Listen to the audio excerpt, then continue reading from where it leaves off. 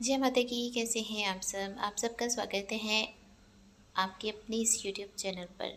माँ काली आप पर अपनी कृपा बरसाए रखे और आपके सभी मनोकामनाओं को पूरा करें। अगर आप किसी पीड़ा से परेशान हैं तो आपकी वो पीड़ा जल्दी से जल्दी माँ काली ठीक करें। आज का जो टॉपिक है वो ये है कि माँ काली परीक्षा क्यों लेती हैं। माँ काली की परीक्षा के लक्षण क्या हैं, यानी कि जब परीक्षा चल रही होती है तब कैसे पता चलता है कि ये परीक्षा ही है। बहुत बार परीक्षा से घबराकर लोग साधनाओं को छोड़ देते हैं। ऐसा कभी भी नहीं करना चाहिए। जब भी आपकी कोई परीक्षा चल रही हो तो आपको बहुत ही माँ काली पर विश्वास रखना चाहिए। देखिए, परीक्षा माँ क्यों लेती हैं। सबसे पहले तो इस बात को आप अपने ही निजी जीवन से जोड़कर देखिए। जब आप छोटे बच्चे थे, आप स्कूल में जाते थे, आप सारा साल पढ़ते थे, उसके बाद आपकी परीक्षा होती थी जिसे एग्ज़ाम कहा जाता है। एग्ज़ाम के बाद रिज़ल्ट आता था और रिज़ल्ट में पता चलता था कि अब आप पास हो गए हैं और अब आप अगली कक्षा में प्रवेश कर चुके हैं। उसी प्रकार से आध्यात्मिक जीवन में भी होता है। जब माँ काली परीक्षा लेती है इसका मतलब है कि आपको माँ काली अब आगे लेकर जाना चाहती हैं। देखिए, अगर कोई गहना डालना चाहता है,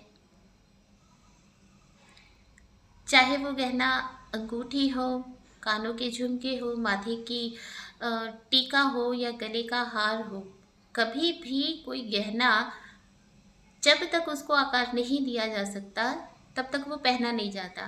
कभी भी सोना जो होता है वो जब मिलता है ना, तब सोने की ईंट होती है। सोने की ईंट को आप गले में धारण नहीं कर सकते हैं, वो बुरी लगेगी।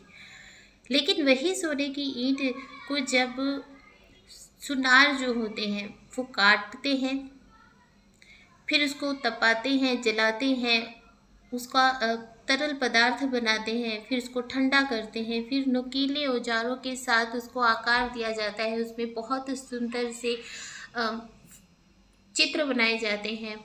उसके बाद कहीं जाकर वो जो सोना है वो गहने का रूप धारण करता है और जब आप उसको पहनते हैं तब आपका रूप सज जाता है ना। तो उसी प्रकार से, जिस प्रकार से कभी भी सोने की ईंट को धारण नहीं किया जा सकता, उसी प्रकार से कभी भी नौसिखिया साधक किसी दूसरे की पीड़ा को दूर नहीं कर सकता। जब माँ काली आपकी परीक्षाएं लेती हैं तब वो चाहती हैं कि आप इन परीक्षाओं से गुजरे, इन परीक्षाओं से पास हों और आप इस प्रकार से कुंदन बन जाएं कि आप दूसरों की पीड़ाओं को भी दूर कर सकें। आप में वो सामर्थ्य हो, आप में वो शक्तियाँ हो, आप में वो धैर्य हो, आप में वो अगन हो कि आपके साथ जब कोई किसी भी पीड़ित व्यक्ति की नेगेटिव एनर्जी जब टकराए तब आपको वो छू भी ना पाए, आपका बात भी वाका ना कर पाए। जब माँ काली किसी साधक को अपनी शक्तियाँ प्रदान करती हैं तो उससे पहले वो हमेशा ही अपने साधक की, अपने भक्त की परीक्षा लेती ही लेती हैं, क्योंकि माँ काली आपको कुंदन बनाना चाहती है। माँ काली आपको पक्का करना चाहती हैं। कच्ची ईंट का कभी भी घर नहीं बनता। तो जब आपकी परीक्षाएं चल रही हो तब आपको प्रसन्न होना चाहिए कि अब आपको माँ काली ने चुन लिया है किसी जरूरी कार्य के लिए, जन कल्याण के लिए। तो क्या होती हैं वो परीक्षाएं। जब माँ काली परीक्षा लेती है तब ऐसा क्या होने लगता है जिससे कि भक्त जो है वो घबरा जाता है और परीक्षा को छोड़ देता है। सबसे पहले तो आपने ये अच्छे से जान लेना है कि जब भी परीक्षा चलती है आपको उस परीक्षा में से पास ही होना है, क्योंकि माँ काली हर एक की परीक्षा नहीं लेती हैं। माँ काली केवल उन्हीं की परीक्षा लेती हैं जिन्हें वो चाहती हैं कि ये परीक्षाओं में से पास हों। केवल उन्हीं की परीक्षा ली जाती है। और अगर आपकी परीक्षा हो रही है, यानी कि माँ काली चाहती हैं कि आप इन परीक्षाओं में से गुजरे और सफल होकर इन परीक्षाओं में से पास हो जाएं। जब आपकी परीक्षाएं चलती हैं तब आपका मन उचाट हो जाता है। एक तो भक्ति में मन नहीं लगता, पूजा पाठ में मन नहीं लगता, आलस्य आना शुरू हो जाता है।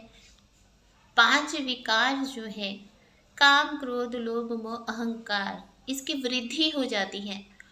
और ये परीक्षा है, देखिए जब आप में काम क्रोध लोभ मोह अहंकार की वृद्धि हो जाएगी तब आपको इन पर विजय प्राप्त करनी है, इनको दबाना है। ठीक है। अगर आप अपने क्रोध पर कंट्रोल करते हैं तो कभी भी आप माँ काली द्वारा दी गई शक्तियों का दुरुपयोग नहीं करेंगे। ठीक है। अगर आप अपने काम पर विजय प्राप्त करते हैं तो आपके पास कभी कोई दुखी पीड़ित महिला आएगी तो आप उस महिला का शोषण नहीं करेंगे। अगर आप अपने लालच पर काबू करते हैं तो कभी भी आपके पास कोई दरिद्र, कोई गरीब व्यक्ति आएगा जो बहुत परेशान है तो आप उससे पैसों का लालच नहीं रखेंगे। इसलिए काम क्रोध लोभ मोह अहंकार जो होता है भगवती जागृत कर देती है ताकि आप इन सभी विकारों पर विजय प्राप्त करके जन कल्याण कर सकें। कई बार परीक्षा के दौरान आपकी तबीयत जो है वो खराब हो जाती है, कोई ना कोई रोग उत्पन्न हो जाता है। जिस समय रोग उत्पन्न हो रहा होगा उस समय आपकी कुंडली का 6th हाउस जो है, छठा भाव जो है वो एक्टिव हो रखा होता है, जिसके चलते आपको कोई ना कोई बीमारी लग जाती है। और ये परीक्षा का समय होता है, माँ काली आपकी धैर्य की परीक्षा लेती हैं कि आप में कितना धैर्य है, कितना पेशेंस है। क्या इस बीमारी के चलते आप माँ काली की पूजा पाठ करना छोड़ देंगे या माँ काली पर आपको पूर्ण विश्वास और श्रद्धा रहेगी कि माँ काली ही आपको इस रोग से मुक्त कराएंगी। ये माँ काली परीक्षा लेना आरंभ कर देती हैं। इस परीक्षा को आप ध्यान में रखिए कि अगर माँ काली की साधना करते हुए अगर आपकी तबीयत खराब हो जाती है, आपने अपनी साधना को बीच में छोड़कर खंडित नहीं करना है। अपनी साधना को पूरा आपने करना है, संकल्प लेकर पूरा करना है। और अगर आप भी आपके साथ ऐसा हो रहा है कि तबीयत खराब हो रही है, ऐसे में आपने अपनी परीक्षा को और अधिक बढ़ा अपनी पूजा को और अधिक बढ़ा देना है। जहाँ आप 11 माला मंत्र उच्चारण कर रहे हैं, आप 21 या 31 कर दीजिए ताकि आपकी जो परीक्षा है वो जल्दी से जल्दी ख़त्म हो जाए। कई बार क्या होता है कि जिस समय आपका पूजा का समय होता है उसी समय घर में कोई ना कोई लड़ाई झगड़ा हो जाता है।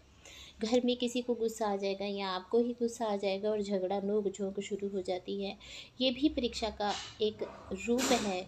इस समय क्या होता है कि माँ काली देखते हैं कि क्या आप लड़ाई झगड़े में इतने बिजी हो जाएंगे कि आप पूजा छोड़ देंगे, या आप लड़ाई झगड़े को अवॉइड करेंगे और माँ की पूजा में लीन हो जाएंगे, माँ की साधना में लीन हो जाएंगी। तो ये भी परीक्षा का एक रूप है, इसको आपने अच्छे से ध्यान में रखना है। बहुत से लोगों के साथ ऐसा होता है। अगर आपके साथ ऐसा हो रहा है तो कमेंट में ज़रूर बताइए कि परीक्षा के दौरान आपके साथ क्या क्या घटित हुआ। ये वीडियो आप सबके लिए इम्पोर्टेंट है, उनके लिए जिनकी परीक्षा हो चुकी है, उनके लिए जिनकी परीक्षा चल रही है और उनके लिए जिनकी आने वाले समय में परीक्षा होगी। क्योंकि अगर आपकी आने वाले समय में परीक्षा होगी तो आपको पहले से ही मालूम होगी ये सारी बातें, तो आपको परीक्षा देने में आसानी रहेगी। जिस प्रकार से एग्ज़ामिनेशन हॉल में जाने से पहले आप अपने सब्जेक्ट को प्रिपेयर करते हैं, उसी प्रकार से परीक्षा में माँ काली की परीक्षा के दौरान अगर आपको ये सब बातें अच्छे से मालूम होगी तो आप उन परीक्षाओं में से आसानी से पास हो सकेंगे। जब आपकी परीक्षा चल रही हो तब आपने क्या करना है कि देवी भागवत महापुराण का पाठ करना आरंभ कर देना है। इससे क्या होता है कि परीक्षा में कभी भी कोई हानि नहीं होती। कई बार क्या होता है कि परीक्षा तो चल रही होती है लेकिन जैसे हम घर से बाहर निकलते हैं कहीं चौक चौराहे से या किसी की बुरी दृष्टि की वजह से कोई नेगेटिव एनर्जी साथ में चल पड़ती है, तो उस नेगेटिव एनर्जी से पूरी तरह से रक्षा सुरक्षा होनी शुरू हो जाती है। कब? जब आप मंत्र उच्चारण के साथ साथ देवी भागवत महापुराण का भी पाठ करना आरंभ कर देते हैं। तो ये विशेष जानकारी शायद अभी तक यूट्यूब पर नहीं होगी कि परीक्षा के दौरान क्या करना चाहिए। आप इस वीडियो से लाभ उठा सकते हैं।